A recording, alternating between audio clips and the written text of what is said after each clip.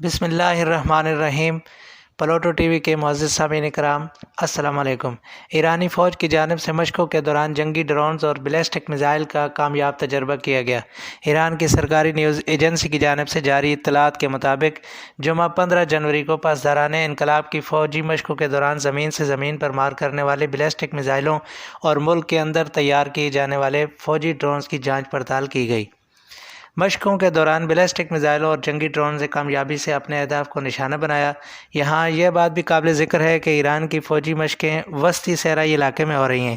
مشقوں کے دوران انقلابی گارڈز کے کمانڈر میجر جنرل حسین سلیمانی بھی موجود رہے، جنہوں نے مشقوں کا معائنہ کیا۔ ایران کی بحری افواج نے اس دوران کم فاصلے تک مار کرنے والے میزائلوں کا کامیاب تجربہ کیا۔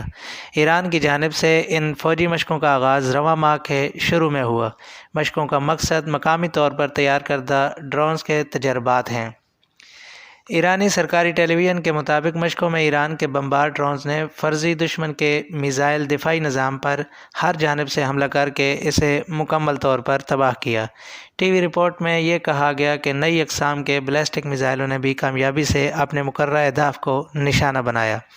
دوسری جانب امریکہ کے نو منتخب صدر جو بائیڈن 20 جنوری کو اپنا عہدہ سنبھال رہے ہیں۔ جو بائیڈن کا یہ کہنا ہے کہ اگر ایران جوہری معاہدے کی شرائط پر سختی سے عمل کرتا ہے اور اپنی جوہری سرگرمیاں مقررہ حد تک کم کر دیتا ہے تو امریکہ جوہری معاہدے میں دوبارہ شامل ہو سکتا ہے اور ایران پر عائد پابندیاں نرم کر سکتا ہے۔